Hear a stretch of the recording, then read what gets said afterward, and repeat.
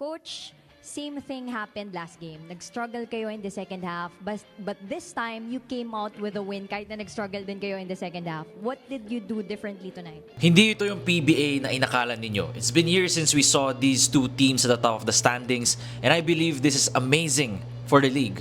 From blowing big leads to making a statement that this team is for real, this week in the PBA was one to remember. The Philippine Cup season has just started, pero sobrang dami ng pwedeng subaybayan ng mga storya. This is the PBA Week 2 recap, March 6 to 10. Wednesday, Blackwater will be a dark horse playoff team.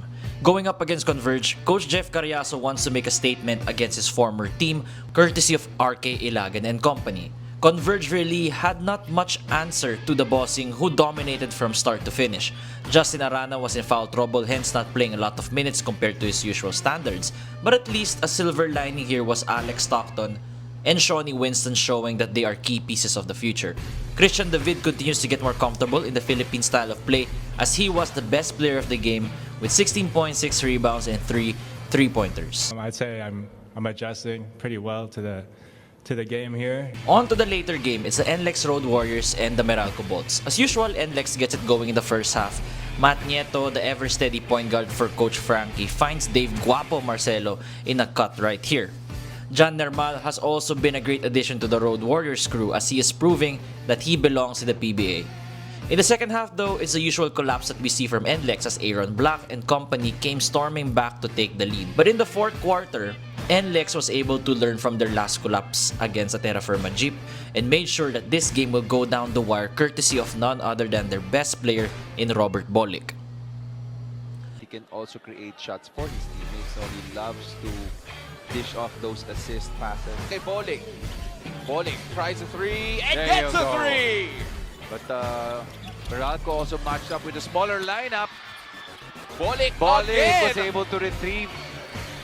Robbie Herndon also joins the party with this big three to cut the lead of the Boss to just one. Enoch Valdez, the rookie, stepping up big time here, getting the errant pass and finally giving NLEX their first lead in the second half. Alain Maliksi, the lethal shooter that he is, made things interesting with this late three-pointer to cut the lead. But in the end game though, Chris Newsom was unable to sink the potential game-tying shot and NLEX escapes with a win 99-96. Coach Frankie made sure to give credit where credit is due to these two specific players in their press conference. Medyo special ito. May pula sa noo, parang siopaw. Big game also, big steal by Enoch.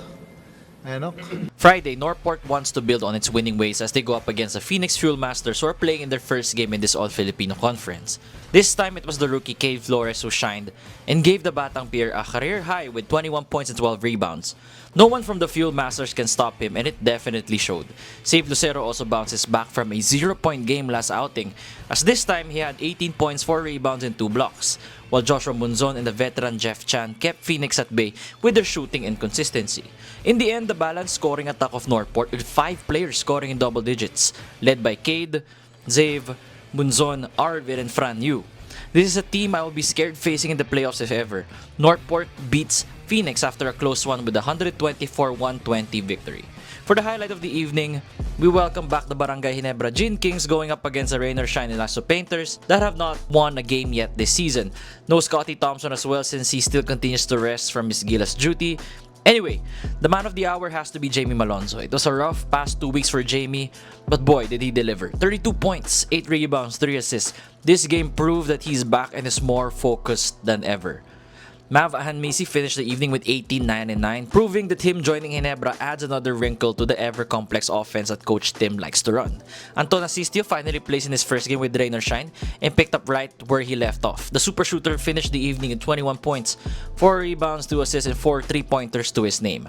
Barangay Ginebra proved to be too much for Ross as they ended the night with a victory, 113-107.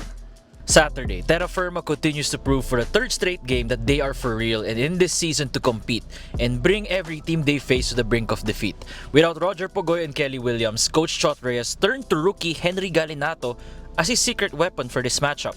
He scored 11 of his 17 points in the third that helped the Tropang Giga enter the fourth quarter with a 73-69 lead.